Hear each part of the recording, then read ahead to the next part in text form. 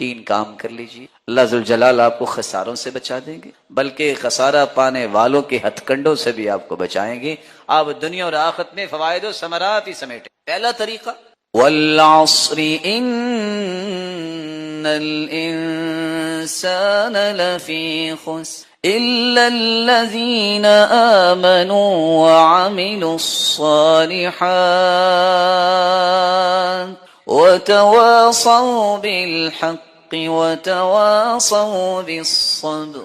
پوری انسانیت خسارے میں ہے، لیکن خسارے سے بچنے والے وہ لوگ ہیں جو ایمان لانے کے بعد 2 کام، عمل صالح کرتے ہیں، نیکیاں کرتے ہیں، اور جب بھی انہیں موقع ملتا ہے وہ حق بات پیش کرتے ہیں، وہ لوگوں کو بھی صبر کی تلقین کرتے ہیں، خود بھی برداشت کرتے ہیں، ٹالریٹ کرتے ہیں معاشرے کی بہت ساری ایسی چیزیں، لیکن اسی صبر اور برداشت کا سبق بھی دیا کرتے۔ جب تک آپ کے اندر اور میرے اندر ایمان مضبوط نہیں ہے اور عمل صالح کی محبت نہیں ہے، تڑپ اور ذوق نہیں ہے، اور دعوت دینے کا شوق نہیں ہے، کسی طریقے سے میرے 2 کلمات سے کسی کی آخرت بہتر ہو جائے، کسی طریقے سے کوئی بیچارہ بدامن ہے، قلق اور اضطراب میں ہے، اس کو نیند نہیں آتی، شاید میرے چند کلمات سے اس کے دل میں سکون پیدا ہو جائے، جب تک یہ شوق نہیں ہوتا خساروں سے نہیں بچ سکتا۔ اور یہاں میرے اللہ صلی اللہ علیہ وسلم لَتَأْمُرُنَّ بِالْمَعْرُوفِ وَلَتَنْهَوُنَّ عَنِ الْمُنْكَرِ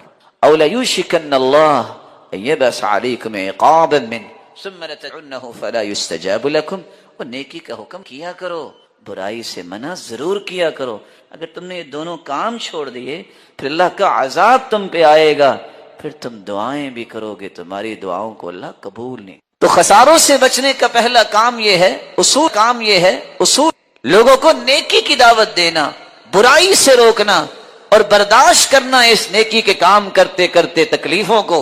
اور دوسرا طریقہ یہ ہے، اگر آپ اپنے آپ کو خساروں سے بچانا چاہتے ہو تو پھر اللہ کی رحمت کو طلب کی۔ اللہ کی رحمت کیسے ملتی ہے؟ وَلَوْلَا فَضْلُ اللَّهِ عَلَيْكُمْ وَرَحْمَتُهُ لَكُنْتُمْ مِنَ الْخَاسِرِينَ۔ اللہ تعالیٰ کا فضل اور رحمت نہ ہوتی تو خسارے ہی خسارے میں تھے۔ اللہ کے پیارے پیغمبر کیسے اللہ کی رحمت مل سکتی ہے؟ میں 3-4 باتیں پیش کر دیتا ہوں۔ قرآن پڑھنے سے رحمت ملتی، سنت پہ عمل کرنے سے رحمت ملتی، کسی پر رحم کرنے سے رحمت ملتی ہے۔ رحم اللہ رجلا سمحا اذا باع سمحا اذا اشترى سمحا اذا قضى سمحا اذا اقتضى۔ رحمت کا مستحق وہ بھی بنتا ہے چیز بیچتے وقت بھی نرمی سے بیچتا ہے، خریدتے وقت بھی نرمی سے خریدتا ہے، تقاضا کرتے وقت بھی نرمی سے تقاضا کرتا ہے، فیصلہ دیتے وقت بھی نرمی سے فیصلہ دیتا ہے۔ اللہ اسے بھی رحمت عطا کرے۔ من رحم ولو ذبیحۃ عصفور رحمہ اللہ، جو جانوروں پہ بھی رحم کرتا ہے، چڑیا کو ذبح کرتے وقت بھی رحم کرتا ہے، اللہ اس پہ بھی رحم۔ اللہ کے رسول نے تو جانوروں اور پرندوں پر بھی ظلم کرنے سے روکا ہے، تو انسانوں پر ظلم کرنا کیسے جائز ہو؟ تیسری اور آخری بات جو آج کے اس خطبے میں پیش کرنا چاہتا ہوں، اگر خساروں سے بچنا چاہتے ہو ایک تیسرا کام بھی کر لو، اس کا موسم بھی آنے والا ہے۔ سیدنا ابو ذر رضی اللہ تعالیٰ عنہ فرماتے ہیں، میں مسجد میں گیا، اللہ کے رسول کے پاس بیٹھا میں، تو سید المرسلین نے فرمایا ہم الاخسرون ہم الاخسرون، سب سے زیادہ نقصان اٹھانے والے ہیں، سب سے زیادہ نقصان اٹھانے والے۔ میں نے کہا اللہ کے رسول کون؟ آپ چپ۔ مجھے ڈر آیا کہ کہیں مجھ سے کوئی غلطی ہوگی ہے۔ کہا اللہ کے پیارے پہ ایسی ہوگی ہے، کون ہے وہ؟ یا میرے بارے میں آپ نے کچھ کہا ہے؟ آپ نے فرمایا ہم الاکثرون اموالا، سب سے زیادہ نقصان اٹھانے والے وہ ہیں جو سب سے زیادہ مالدار ہیں، الا من فعل هكذا وهكذا وهكذا۔ 3 چیز۔ ہاں اس خسارے سے نکلنا چاہتے ہیں تو وہ دائیں بھی خرچ کریں، بائیں بھی خرچ کریں، سامنے بھی خرچ کریں، تو اللہ ان کو خساروں سے نکال دے۔ رسول اکرم صلی اللہ علیہ وسلم فرمان بتاتا ہے کہ اگر خساروں سے نکلنا ہے تو صدقے جیسی کوئی نعمت نہیں۔ یہ خسارہ کیا؟ انسان کو فتنوں سے بھی صدقہ دور کرتا ہے، جسمانی بیماریاں بھی ختم کرتا ہے، روحانی بیماریاں بھی ختم کرتا ہے، معاشرتی بیماریاں بھی ختم کرتا ہے، گناہوں کو بھی معاف کرتا ہے۔ اس طرح گناہ مٹ جاتے ہیں۔ الصدقۃ تطفئ الخطیئہ کما یطفئ الماء النار۔ آگ پہ پانی ڈالے آگ نظر نہیں آتی، صدقہ کر لے انسان کے گناہ نظر ہی نہیں آتے، ختم ہو جاتے ہیں۔ اور صرف دنیا نہیں، قبر میں چلا جائے گا. ان الصدقہ لتطفئ عن اہلھا حر القبور. گرمی کو ٹھنڈک میں تبدیل کیا جاتا ہے تو صدقے. یہ قبر سے نکلے گا بھی تو یہ سائبان صدقہ بن جائے گا. ظل المؤمن یوم القیامت صدقۃ.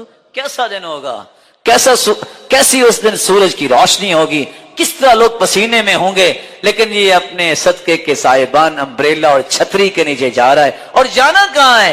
کیونکہ یہ اللہ کی رضا کے لیے اگر صدقہ کرے گا تو اللہ عرش کے سائے میں اسے. رسول اکرم اتقوا النار ولو بشق تمرہ. آج کل ویسے اکیلے بیٹھیے گا، کھجور کے اندر سے گٹھلی نکال کے سائڈ پہ کر کے اس کے 4 ٹکڑے کیجئے. شق تمرہ، اس ایک ٹکڑے کو پکڑ کے دیکھیے گا یہ کتنا ہے اور کتنا مہنگا ہے. آگ سے بچنے کے لیے بس اوقات اتنا حصہ بھی رب کی رضا کے لیے خالص نیت سے دے دے تو اللہ جہنم سے بھی بچا دے. اللہ تعالی ہم سب جہنم سے بچائے. اور جتنے یہاں تشریف فرما ہیں، یہ سن رہے ہیں، اللہ سب کو جنت الفردوس میں جمع فرمائے. ہمیں کہتے ہیں کہ ہم بھی اس دن یہی کہا. اللہ کے رسول نے فرمایا تھا کثرت سے فإن صلاة امتی تعرض علی فی کل یوم جمعہ، کیونکہ جمعے کے دن مجھ پہ میری امت کے درود پیش کیے جاتے. فمن كان اکثرهم علی صلاة كان اقربهم منی منزلة، جو کثرت سے جتنا زیادہ درود پڑھتا ہے قیامت کے دن وہ میرا امتی اتنا ہی سب سے میرے قریب. کتنی خوش نصیبی ہے. لوگ کہتے ہیں کہ بات کر اہل حدیث کہتے ہیں، نہیں کہتے منکر کہتے ہیں، کیونکہ ان بیچاروں کو یہ نہیں پتا ہوتا کہ منکر اور مومن کیا فرق ہے. جبکہ کتاب و سنت کو سمجھنے والے کیا کہتے ہیں کہ ساری زندگی دعا کرتے رہو، اگر تم درود نہ پڑھو وہ دعا قبول ہونا تو دور کی بات، وہ دعا تو آسمانوں تک چڑھتی. کوئی پوچھے تو صحیح نا ہم سے کہ ہمارا موقف کیا ہے. خود سے ہی بات بنا کے کہہ دیں کہ قرآن و سنت کو ماننے والے ایسا کہتے ہیں. ہم تو نہیں، ہم تو کہتے ہیں دنیا میں سب سے بڑا خوش نصیب ہی وہ ہے جو اللہ کے ذکر کے بعد سب سے زیادہ درود پڑھتا. رسول اکرم صلی اللہ علیہ وآلہ وسلم اسی لیے صحابہ کرام سے کہا تھا من صلی علی او سأل لی الوسیلہ حقت علیہ شفاعتی یوم القیامہ.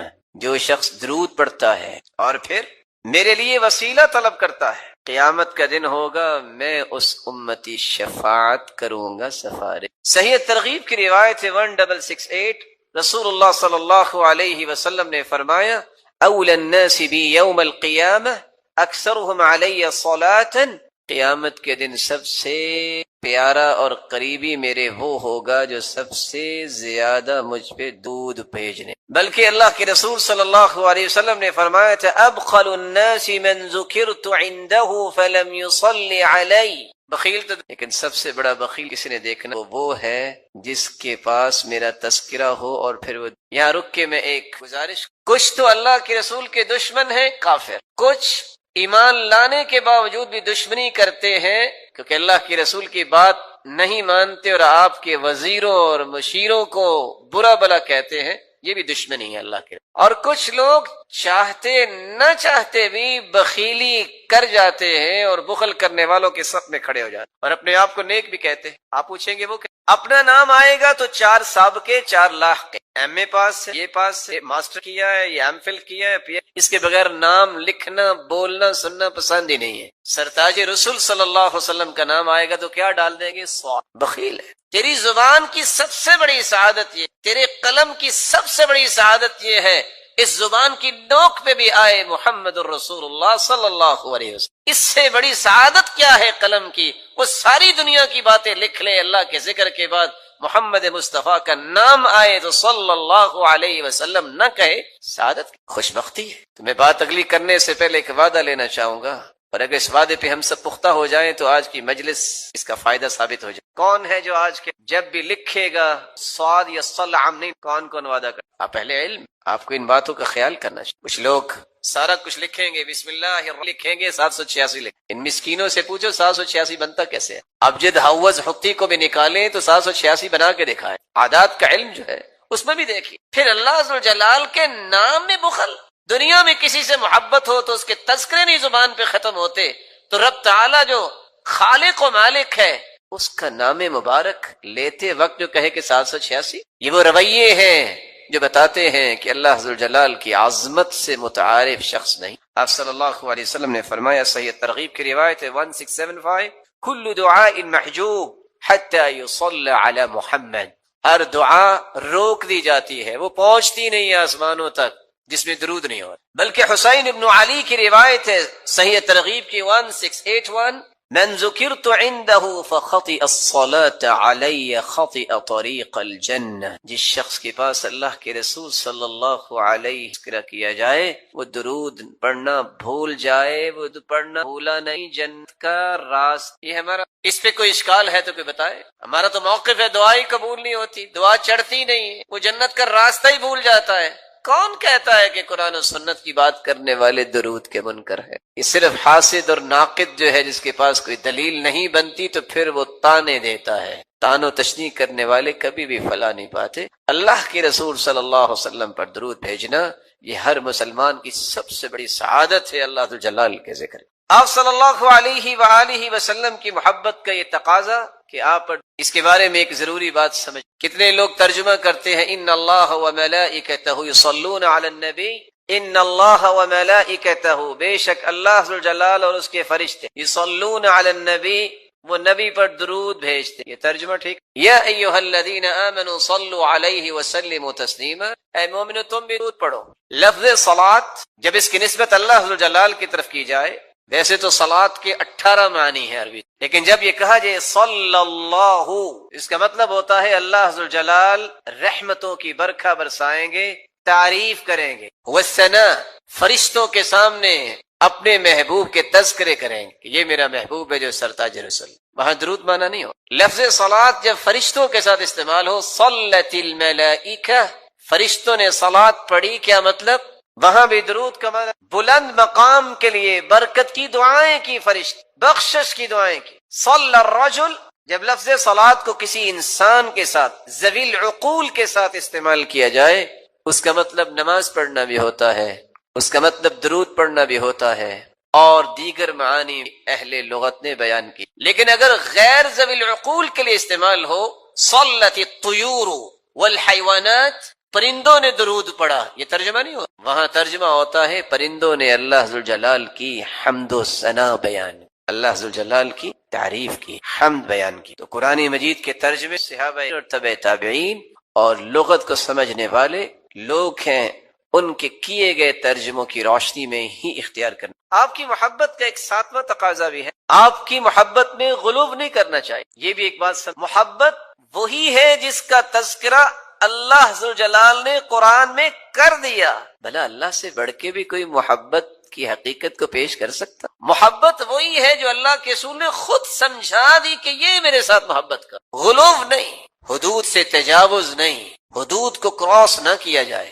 صرف 3 آیتیں اگر آپ ان کو یاد رکھے بھی آپ غلو کا شکار۔ سورۃ الانعام کی 50 نمبر آیت، سورۃ الاعراف کی 188 نمبر آیت، اور سورۃ الکہف کی آخری آیت 110 نمبر۔ اللہ ذوالجلال فرماتے ہیں قل لا اقول لكم عندي خزائن الله ولا اعلم الغيب ولا اقول لكم اني ملك ان اتبع الا ما يوحى هل يستوي الأعمى والبصير أفلا تتفكرون قل لا أقول خزائن الله، میں بڑی محبت کے ساتھ، ادب کے ساتھ، احترام کے یہ پیغام پہنچانا چاہتا ہوں ان مسلمانوں تک بھی جو محبت کا دعویٰ بھی کرتے ہیں اور اس آیت کی روشنی میں محبت کے زاویوں غلو کرتے ہیں۔ کیا کہتے ہیں کہ خزانوں کا مالک ہے تو اللہ کا رسول نہیں، میرے محترم، خزانوں کے مالک اللہ ذوالجلال، کیونکہ اللہ ذوالجلال نے اعلان بھی کروایا ہے تو اسی ہستی سے۔ قل، فرما دیجئے، لا اقول لکم عندي خزائن اللہ، میں نہیں کہتا کہ میرے پاس خزانے ہیں اللہ تعالیٰ۔ صحیح بخاری کی روایت ہے 3117، سیدنا ابو ہریرہ رضی اللہ تعالی عنہ بیان کرتے ہیں اللہ کے رسول صلی اللہ علیہ وسلم نے فرمایا ما اعطیکم ولا امنعک، نہ میں تم سے کچھ روک سکتا ہوں نہ میں تجھے کوئی دے سکتا ہوں، انما انا قاسم اضع حیث امرت، میں تو تقسیم کرنے والا ہوں، کہاں؟ جہاں مجھے حکم ہو۔ اور دوسری روایت کے الفاظ ہیں انما انا قاسم واللہ یعطی، دینے والا وہی ہے۔ قل لا اقول لكم عندي خزائن اللہ ولا اعلم الغیب، میں نہیں کہتا کہ میں غیب جانتا ہوں۔ لوگ کیا کہتے ہیں جو گزشتہ 10 دن 15 دن کیا سنا؟ محبت میں تجاوز، کہ اللہ کے رسول تو غیب جانتے، کیا کریں؟ پڑھا کریں اور اللہ کے رسول کے فرامین کو پڑھا کریں، سمجھ آئے گی محبت کیسے کرنا۔ قرآن کہہ رہا ہے ولا اعلم الغیب، میں غیب نہیں جانتا۔ کون فرما رہے ہیں؟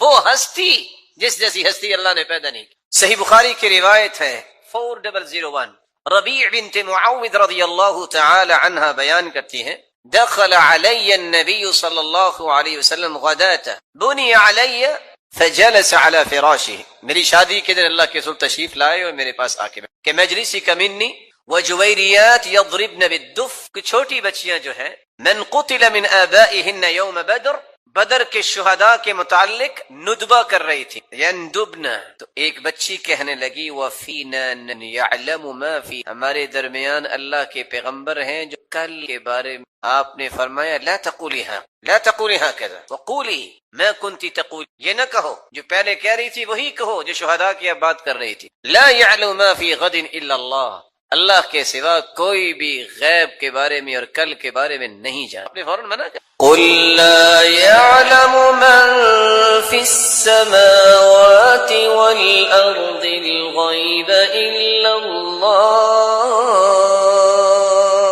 وما يشعرون أيان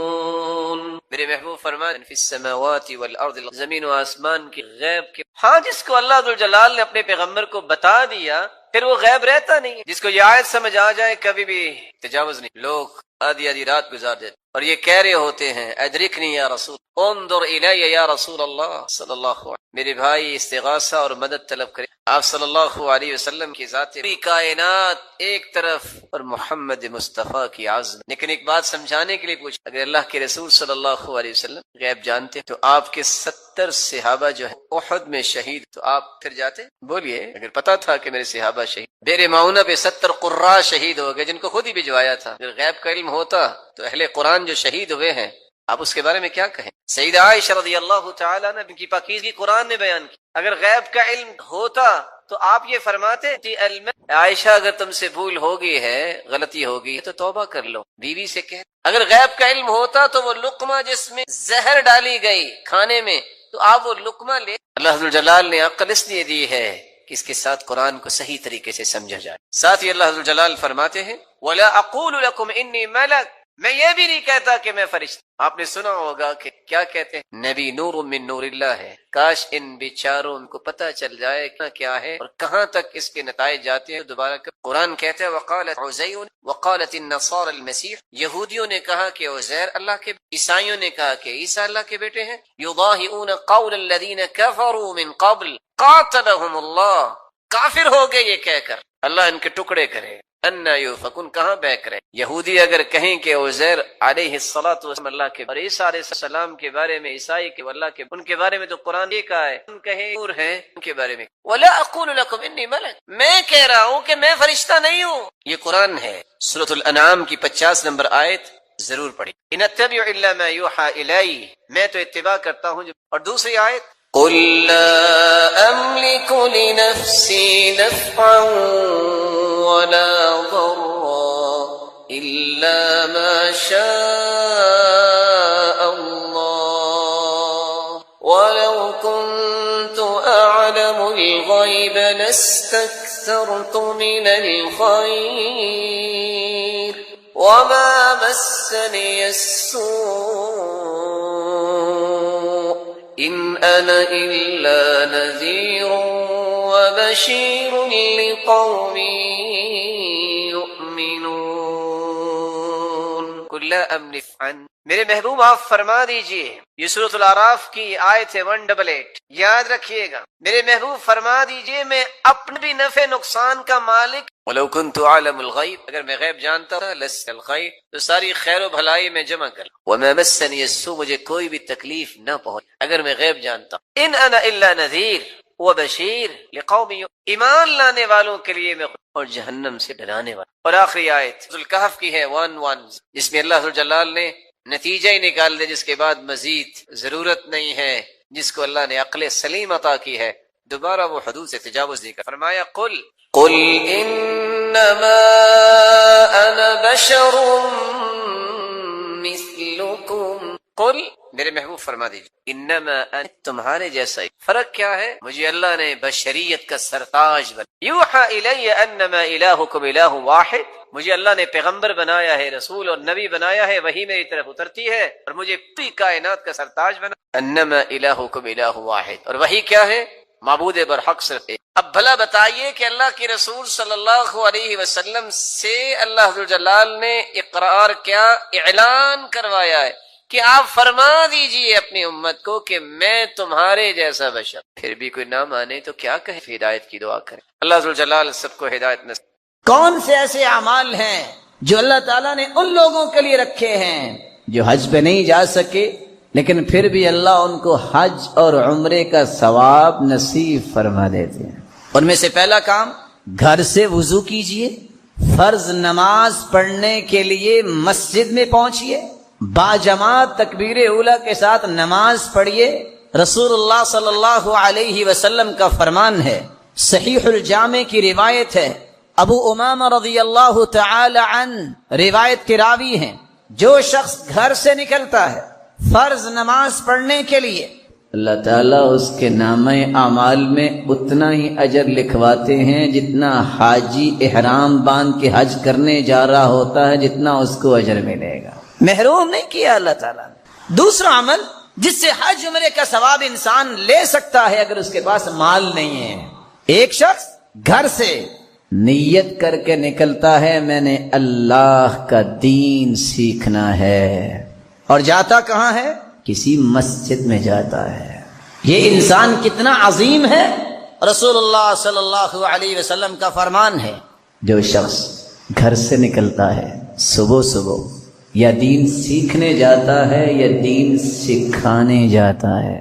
متعلم اور معلم جن کا مقصد صرف اس لیے دین سیکھنا ہے کہ رب راضی ہو، اس لیے نہیں میں لوگوں میں رعب جما سکوں، اس لیے نہیں جیسا کہ حدیث کہتی ہے لوگوں کو اپنی طرف متوجہ کرنے کے لیے، اس لیے نہیں مجھے کہ دنیا کے 4 ٹکے مل جائیں، اس نظریے سے گھر سے نکلتا ہے میں رب کے قریب ہو جاؤں، جہالت مجھ سے دور ہو جائے، میرا رب راضی ہو جائے.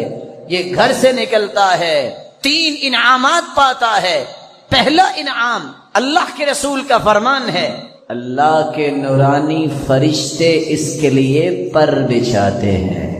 دوسرا انعام یہ چل کے گیا ہے، صحیح الجامع کی روایت ہے، یہ کسی راستے پہ چلا ہے، کسی روڈ پہ چلا ہے، خواہ یہ گاڑی پہ گیا ہے، اس کے پاؤں پہ گرد، اس کے چہرے پہ، اس کے لباس پہ جتنی گرد پڑے گی قیامت کے دن جنت کی اتنی کستوری اس کو نصیب ہو جائے گی. اور تیسرا انعام یہ گیا ہے اللہ کا دین سیکھنے، اور گیا بھی ہے مسجد میں. اللہ رب العزت اس کو اتنا ہی اجر دیں گے جتنا مکمل حج کرنے والے کو اجر دیتے ہیں. تیسرا عمل جس سے ایک فقیر آدمی بھی حج کا ثواب لے سکتا ہے، ثواب ہی لینا ہے، مقصود ہی یہ ہے اللہ کو راضی کرنا. ایک شخص فجر کی نماز پڑھنے گیا، نماز پڑھ کے بیٹھ گیا، ذکر میں مشغول ہے. کیسے؟ اللہ کے رسول کی عادت مبارکہ یہ تھی، آپ فجر کی نماز پڑھتے جب تک سورج اچھی طرح نکل نہ آتا وہ ذکر ہی کرتے رہتے. پھر اٹھ کے 2 رکعتیں پڑھتا ہے. من صلى الفجر في جماعة ثم قعد يذكر الله عز وجل حتى تطلع الشمس ثم صلى ركعتين كانت له كأجر حجة وعمرة تامة.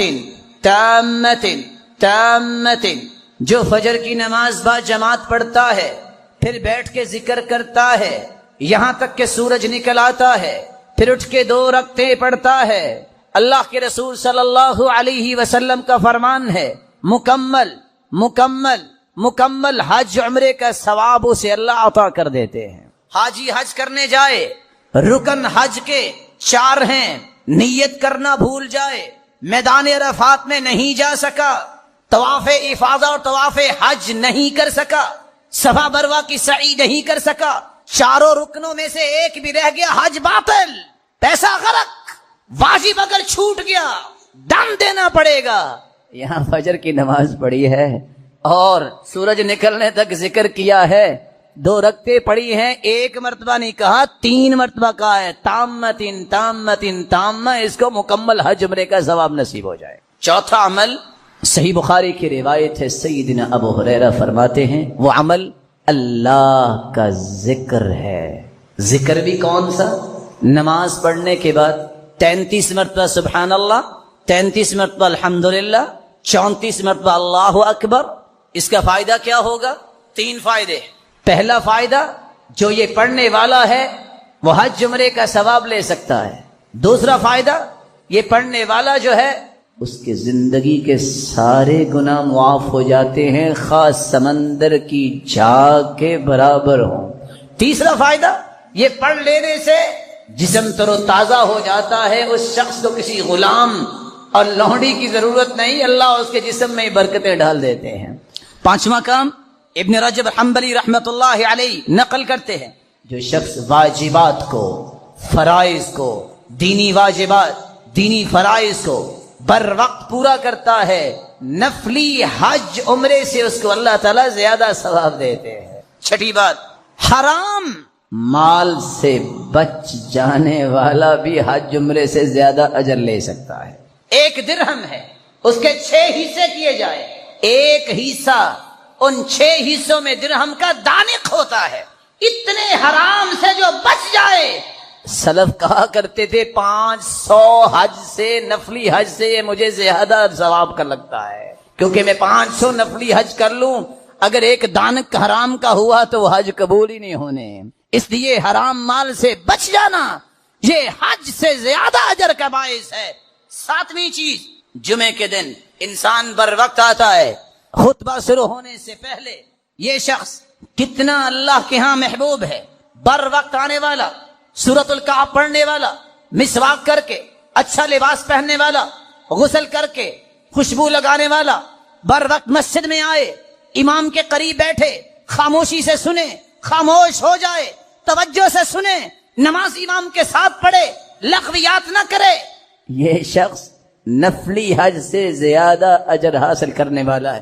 8واں کام، محنف ابن سلیم روایت کرتے ہیں، جس شخص نے رمضان کے پورے روزے رکھے، گناہ نہیں کیا، فسق و فجور نہیں کیا، تعبد، عبادت، قرآن، ذکر، صدقہ، نیکیاں کرنے کے بعد یہ شخص اس نیت سے عید پڑھنے جاتا ہے، عید کے وہ تمام احکامات کو سامنے رکھتے ہوئے، فجر کی نماز، پھر اس کے بعد اچھا لباس، کچھ کھا کے جاتا ہے، تکبیر کہتا ہے۔ عید الفطر پڑھنے والے کو اللہ عمرے کے برابر ثواب دیتا ہے، اور عید الاضحیٰ پڑھنے والے کو حج کے برابر ثواب دیتا ہے۔ 9ویں چیز جس سے انسان حج عمرے کا ثواب لے سکتا ہے، ابو ہریرہ رضی اللہ تعالی عنہ روایت معروف ہے، منافقوں پہ فجر اور عشاء کی نماز بھاری ہوتی ہے، اگر لوگوں کو پتا چل جائے کہ فجر اور عشاء کی نماز با جماعت پڑھنے کا اجر عظیم کتنا ہے، تو لوگوں کو اپنے گھٹنوں پر رینگ کے آنا پڑے تو پھر بھی آئیں گے۔ اور وہ اجر کیا ہے؟ ابن رجب بیان کرتے ہیں ابو موسیٰ کی سند کے ساتھ، جو فجر کی نماز اور عشاء کی نماز با جماعت پڑھتا ہے اس کو حج کے برابر اجر نصیب ہوتا ہے۔ 10ویں اور آخری بات، علم ہے، دین ہے، تقوی ہے، مال نہیں، لیکن نیت خوبصورت ہے۔ نیت کیا کرتا ہے؟ لو ان لی مالا لعملت بعمل فلان، کاش میرے پاس بھی مال ہوتا، میرا رب مجھے دے، میں بھی ایسے حج کروں، میں بھی ایسے عمرہ کروں۔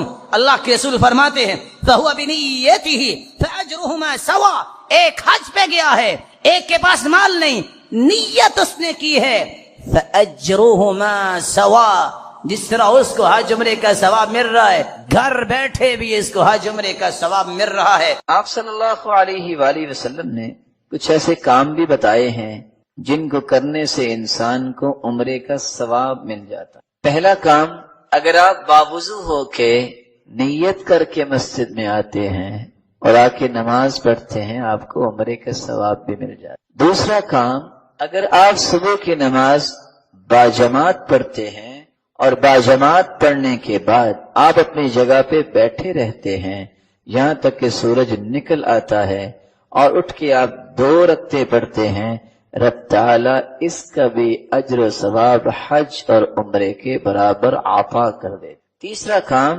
آپ اگر باوضو ہو کے چاشت کے 4 رکعتیں ادا کر لیتے ہیں تو اللہ نے اس کا بھی اجر عمرے کے برابر۔ اگر آپ اللہ کا ذکر کرتے ہیں، حدیث آپ نے سنی ہوئی ہے، اللہ کے رسول نے فرمایا الا انبئکم، میں تمہیں نہ بتاؤں کس کے بارے میں، ما ہوا، اس چیز کے بارے میں، خیر لکم، خیر اعمالکم، بہترین عمل، اور ساتھ فرمایا ارفعها درجاتکم، تمہارے درجات کی بلندی، ازکاها عند ملیککم، تمہارے رب کے پاس سب سے پاکیزہ عمل، وخیر من انفاق الذهب والورق، سونے اور چاندی کو اللہ کی راہ میں خرچ کرنے سے بھی بہتر، وخیر من ان تلقوا عدوکم فتضربوا اعناقهم ويضربوا اعناقكم، اور جہاد سے بھی بہتر کہ تم ملو کافروں کو، تم ان کو مار دو، وہ تمہیں شہید کر دے۔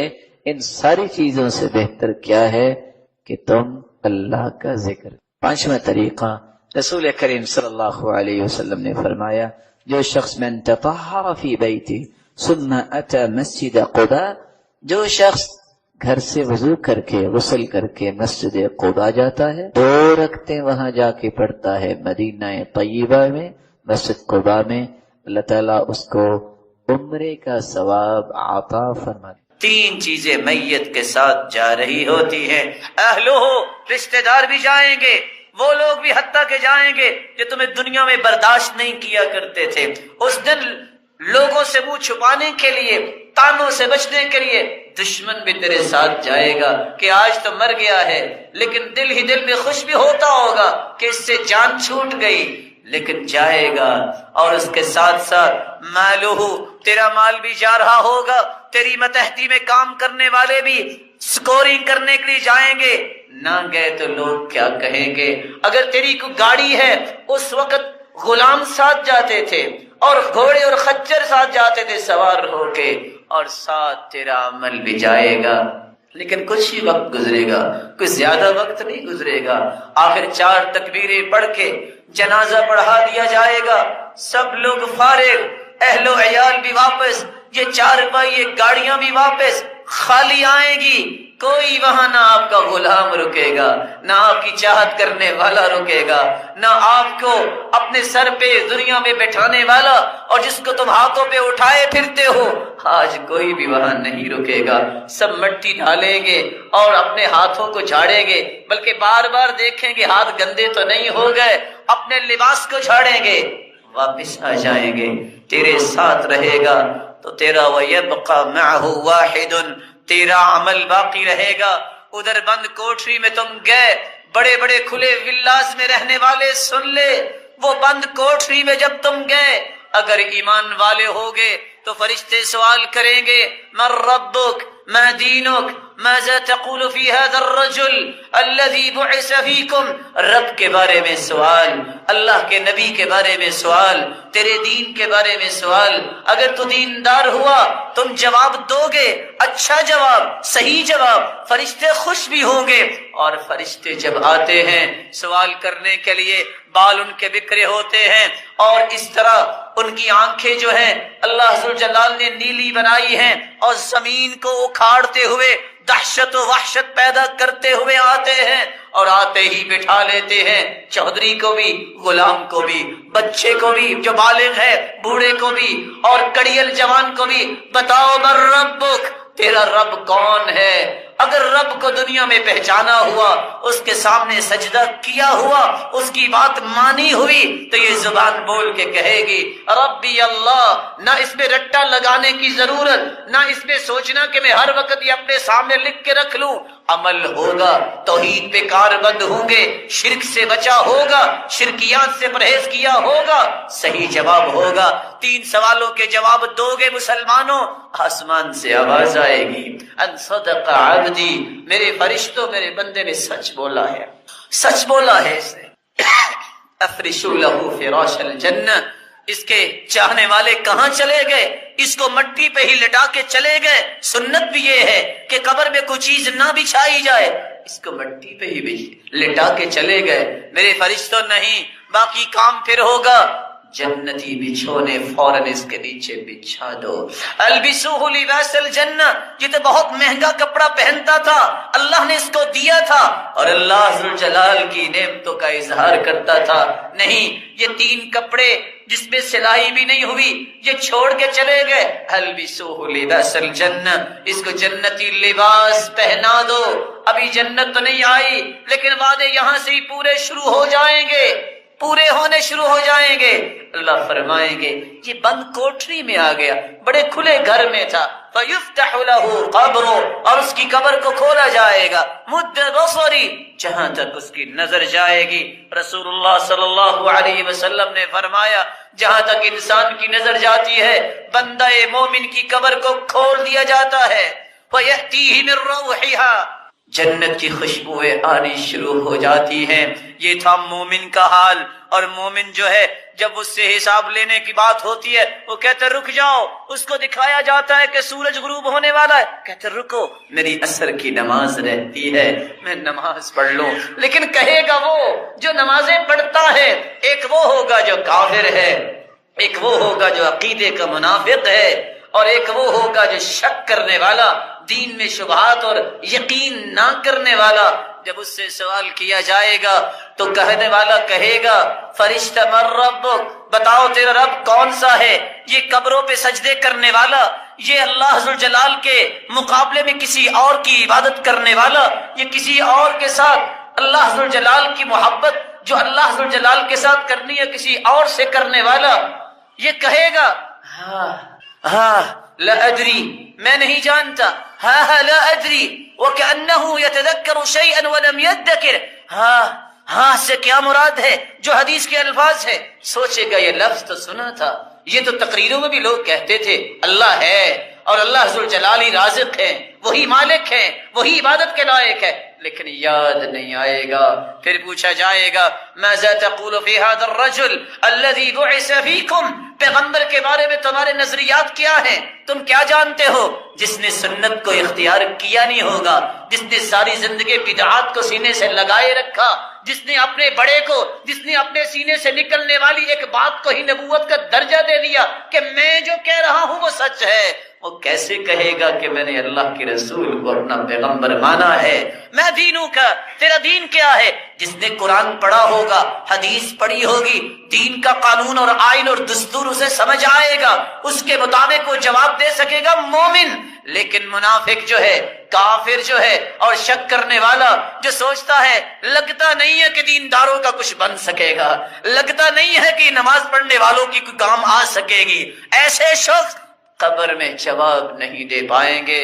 اور دونوں ہستیاں آپ کے سامنے ہیں، ایک مومن ہے جس کو فرشتے کہیں گے اتنا تو بتا دو، تمہیں جواب کیسے آئے؟ یہ بندہ مومن وہاں بھی کہے گا قرأت القرآن، میں نے قرآن پڑھا، وعملت بما فی، میں نے اس پہ عمل کیا، اور دوسری روایتوں کے الفاظ ہے وصدقت بہ، میں نے قرآن کی ہر بات کو سچا مان لیا، جو اس کے اللہ کے پیارے محبوب نے بات کی میں نے اسے سچا مان لیا۔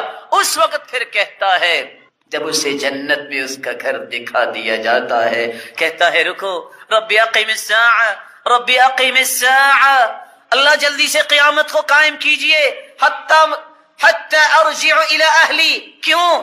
میں جلدی واپس جاؤں اپنے اہل و عیال کی طرف، جا کے بتاؤں دیکھو نیک عمل کا مجھے بدلہ کتنا اچھا ملا۔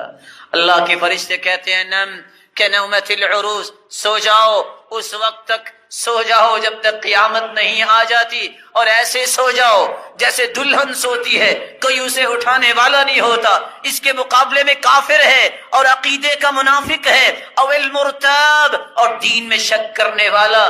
جب تینوں سوالوں کے جواب ایک ہی ہوتا ہے ہاں لا ادری، مجھے علم نہیں ہے، خود فرشتے کہتے ہیں لا دریت ولا تلیت، نہ تو نے قرآن پڑھا نہ دین کو سمجھا، تجھے کیسے جواب آتے؟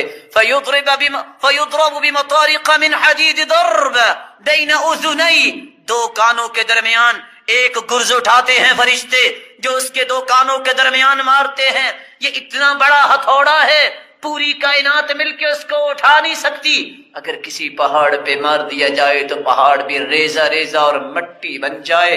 اور یہ اسی طرح اس پہ عذاب شروع ہو جاتے ہیں اور اللہ ذوالجلال کے فرشتے مسلط کر دیے جاتے ہیں عذاب دینے کے لیے. قیامت تک ایسا